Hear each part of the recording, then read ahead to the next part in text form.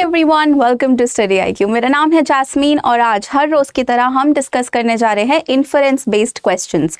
अगर आप एक क्लास एस्पिरेंट है या कोई भी और लॉ एंट्रेंस टेस्ट की तैयारी कर रहे हैं, आई एम श्योर कि क्रिटिकल रीजनिंग में आपके ये क्वेश्चंस ज़रूर होंगे कि मैम इन्फरेंस बेस्ड क्वेश्चंस कैसे सॉल्व करें, और ज़्यादातर स्टूडेंट्स का यही सवाल होता है। तो इस वीडियो सीरीज़ में हम डिस्कस कर रहे हैं हर वो टाइप ऑफ क्वेश्चन जो क्रिटिकल रीजनिंग में आता है और हमारे लिए समझना ज़रूरी है कि उसको अप्रोच करने का राइट डायरेक्शन, राइट तरीका क्या होता है। Now before moving on to the topic, if you are struggling to find resources to practise every day, you can join our Telegram channel, जहां पर आपको मिल जाएंगे ये रिसोर्सेज हर रोज जो आप इंक्लूड कर सकते हैं अपनी डेली प्रैक्टिस रूटीन में। वाइल सॉल्विंग देम या कोई भी और मॉक टेस्ट प्रिपेयर करते टाइम, सॉल्व करते टाइम आपके पास कोई भी क्वेश्चन आता है, कोई भी डाउट आता है, you can reach out to me directly. These are my social media handles. Before moving on, if you are looking for one stop solution guys, अगर आपको वो mentorship, वो personalized attention चाहिए, then believe me, our paid batch is the answer for you। and यहाँ पर आपको हर वो resource, हर तरीके का रिसोर्स आपको मिल जाएगा जो आपके लिए बहुत ही ज़्यादा इम्पॉर्टेंट है if you are preparing for any law entrance test this year. Without further ado, let's move on to today's topic। आपको याद होगा कि हम पिछले कुछ वीडियोस में से बात करते आ रहे हैं, कुछ लेसन्स में से हम बात करते आ रहे हैं कि इन्फरेंस बेस्ड क्वेश्चन को कैसे सॉल्व करते हैं और इन्फरेंस बेस्ड क्वेश्चंस को सॉल्व करने का स्टेप बाय स्टेप मेथडोलॉजी क्या होता है। नाउ अभी तक हमने क्या क्या डिस्कस कर लिया है, you already know that. In case you haven't watched those videos, I want you to go back watch them, क्योंकि ये बहुत ही ज़्यादा इंपॉर्टेंट है। ऐसा शायद ही कोई क्रिटिकल रीजनिंग का क्वेश्चन होगा जिसमें ये वीडियोज रेलेवेंट नहीं है, because in these lessons we deep dive into inference based question. ये क्या होते हैं, कैसे इनको पहचानते हैं, इनके टाइप क्या है, सब टाइप क्या है, और उन क्वेश्चंस में से सही आंसर्स को ढूंढने का क्या तरीका होता है, ऑल ऑफ देम। बट सबसे इंपॉर्टेंट चीज़ उन सारे लेसन्स में से सबसे इंपॉर्टेंट लेसन हम आज सीखने वाले हैं और वो है टाइम मैनेजमेंट पे। आई नो कि क्रिटिकल रीजनिंग में हमारा ज़्यादातर टाइम क्वेश्चन को समझने में, पैसेज को समझने में और सही आंसर ढूंढने तक की जर्नी में बीत जाता है, and we are unable to attempt all the questions that are given to अस।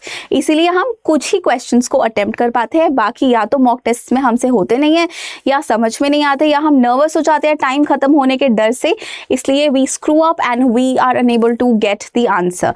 इसलिए हम आज क्या करेंगे, हम समझेंगे कि टाइम को कैसे मैनेज करना है वाइल सॉल्विंग सच क्वेश्चंस। नाउ टाइम मैनेजमेंट हमारे लिए क्यों इंपॉर्टेंट है? वी नो कि क्लैट में हमारे पास लिमिटेड टाइम है, या कोई भी और लॉ एंट्रेंस टेस्ट में हमारे पास लिमिटेड टाइम होता है जिसमें हमारे को ये सारे क्वेश्चंस समझने हैं, उनके आंसर्स तक पहुंचना है। लेकिन ये पैसेज इतने लंबे होते हैं, इतने लेंदी होते हैं कि हम इनको समझने में सारा टाइम वेस्ट कर देते हैं, और समझने के बाद जब क्वेश्चन में जाते हैं तो वहाँ जो भी पढ़ा वो भूल जाते हैं, एंड इस बैक एंड फोर्थ में we waste a lot of time.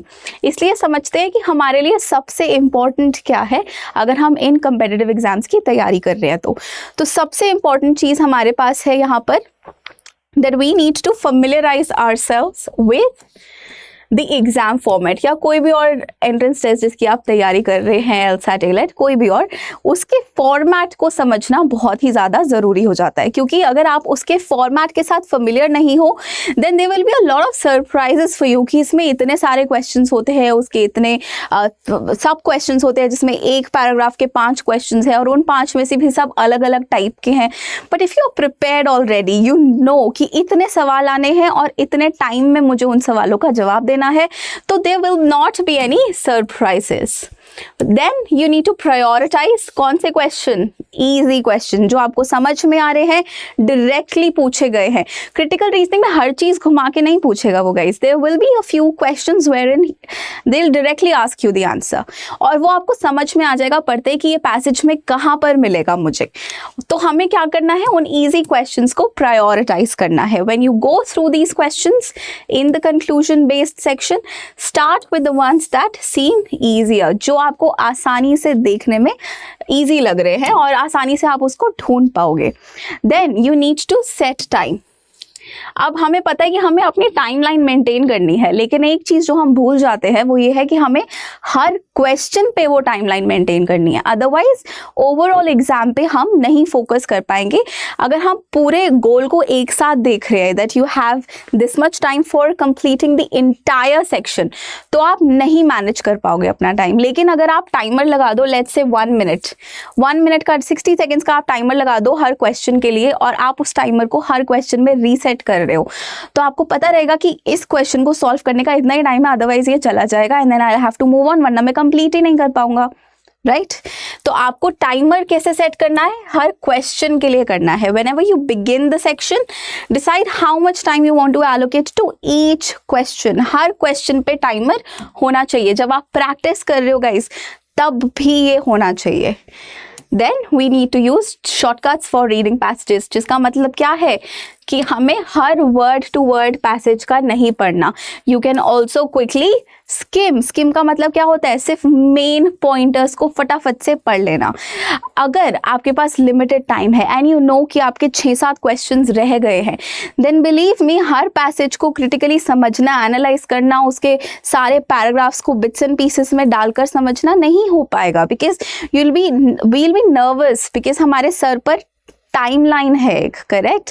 तो उस टाइम पर हमें क्या करना है? हमें ऐसे पॉइंटर्स पढ़ने हैं जो हमें पता है इंपॉर्टेंस है। तो you need to skim through the passage quickly, understand कि यहाँ पर मेन पॉइंट्स है और इस बारे में बात हो रही है, और क्विकली क्वेश्चंस के पास हम चले जाएंगे। When you go to the questions, when you read the questions, आपको समझ में आएगा कि ये कौन से पार्ट में से पूछा गया है, and then you can read and analyse. फिर आप उस पर्टिकुलर पैराग्राफ पे जाकर उसको अच्छे से समझ सकते हो और फिर अच्छे से सॉल्व कर सकते हो। Now comes speed reading. अब हमें क्या प्रैक्टिस करना है? स्पीड रीडिंग सिमिलर है ये पिछले टिप्स से। We need to develop a habit of speed reading, जिसमें हम क्या कर रहे हैं? अपनी एफिशिएंसी बढ़ा रहे हैं, हमारी कॉम्प्रिहेंशन स्किल्स की और रीडिंग स्किल्स की, कि हम लिमिटेड टाइम में कितना मैक्सिमम समझ सकते हैं एक पीस ऑफ राइटिंग को। तो उसमें हमें एक्टिव रीडिंग तो करना ही है, बट स्पीड रीडिंग भी करना है। So either you scheme the paragraph और स्कैन द पैराग्राफ। यहाँ पर आप स्किम भी कर सकते हो और स्कैन भी कर सकते हो। स्किम का मतलब क्या होता है? वो पॉइंटर्स पढ़ना जो आपको इंपॉर्टेंट लग रहे हैं, ऊपर ऊपर से पढ़ लेना। बट स्कैन का मतलब होता है एक पर्टिकुलर क्वेश्चन के आंसर को ढूंढना, राइट? देन अगर आपको कहीं पर भी टाइम मैनेजमेंट में प्रॉब्लम आ रही है, then the best solution would be if you have tried everything to seek guidance. किसी ऐसे इंसान से आप बात कर सकते हैं, किसी ऐसे ट्यूटर से आप बात कर सकते हैं जिसको आप अपनी प्रॉब्लम अपने पर्सनल लेवल पर बता पाएँ। क्योंकि गाइस अंडरस्टैंड कि हम सबको सेम प्रॉब्लम फेस नहीं होगी। हो सकता है कि आपको किसी और सेक्शन में सेम प्रॉब्लम आप फेस कर रहे हैं, बट हो सकता है कोई और स्टूडेंट है जो सेम प्रॉब्लम किसी और सेक्शन में फेस कर रहे हैं या कोई और प्रॉब्लम फेस कर रहा है। तो आपको क्या करना है? You need to seek guidance from your tutors, from your friends who have given those exams already. या आपको मॉक टेस्ट जब आप दे रहे हो या आप तैयारी कर रहे हो, तो आपको उनको प्रैक्टिस करते टाइम भी समझ में आएगा कि हमारे वीक लिंक्स क्या है, कौन से ऐसे एरियाज हैं जो हमारी कमजोरी है। अगर आपको वो समझ में आ रहा है and you want some help, you know that you can reach out to us, right? और ये सब आपको कैसे पता चलेगा? प्रैक्टिस से पता चलेगा। So you need to practise every day. We have not yet ended this session on time management, we have just divided into 2 class. तो ये पार्ट 1 था, पार्ट 2 इसका एग्जैक्टली नेक्स्ट सेशन होगा जो कल आएगा। एंड बिलीव मी, अगर आप ये दोनों वीडियोस अच्छे से देख लोगे तो इसमें आपको वो सारी स्ट्रैटेजीज मिल जाएंगी जिससे आप क्रिटिकल रीजनिंग में स्पेशली कंक्लूजन ड्रॉ करते टाइम ज़्यादा टाइम वेस्ट नहीं करेंगे। और इसके अलावा भी अगर आपके पास कोई भी और क्वेश्चन आता है, you know that you can reach out to us directly, especially me directly when it comes to English language or critical reasoning, क्योंकि यहाँ पर I'll try my level best to answer the question। अगर आपकी कोई भी ऐसी problem है specially time management को लेकर या क्रिटिकल रीजनिंग इंग्लिश लैंग्वेज में कोई भी और टॉपिक को लेकर, you can reach out to me directly. These are my social media handles. In the meantime, keep practicing, take care of your health, all the very best, and I'll see you in the next lesson. Bye bye.